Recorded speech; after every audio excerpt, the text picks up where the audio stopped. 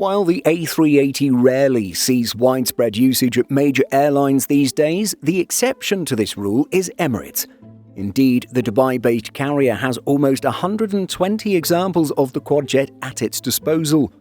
However, Tim Clark, who has served as the president of the Middle Eastern Airline since 2003, now claims that other carriers have used Emirates' reliance on the A380 as a weapon against it. Specifically, Clark, via a podcast, alleges that US Airlines and the Star Alliance effectively sabotaged the A380 by not buying it. The goal? To force Airbus to cease production of the type and thus weaken Emirates. Quite the allegation. As reported by 1 Mile at a Time, Tim Clark made these comments on a late October episode of the Air Show podcast.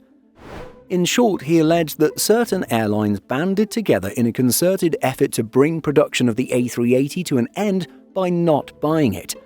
This, given its reliance on the type, would serve to weaken Emirates' market position by forcing it to diversify its otherwise A380-dominated fleet of wide-bodies.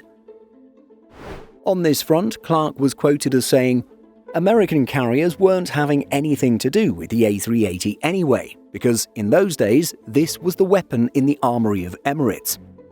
The airline executive says that this led them to hold the position that airlines should, quote, "stop using them because that allows them to go to Airbus to build more and more and more. There was a clear mandate in the Star Group, do not buy the A380 because it gives immense power to Emirates. If we don't buy it, eventually its demise will come about."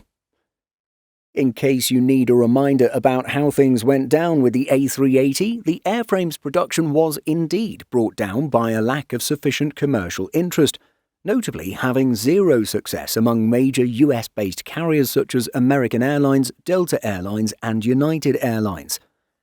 Missing out on this lucrative market may have contributed to the A380's downfall, although we're not sure how many airframes would need to be ordered to keep the program going further into the future.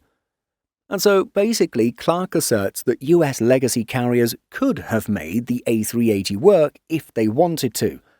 Indeed, he said this on the Air Show, "Who could say to me you could fly from Los Angeles to Tokyo with the A380, whether United, American or Delta, and not make money?"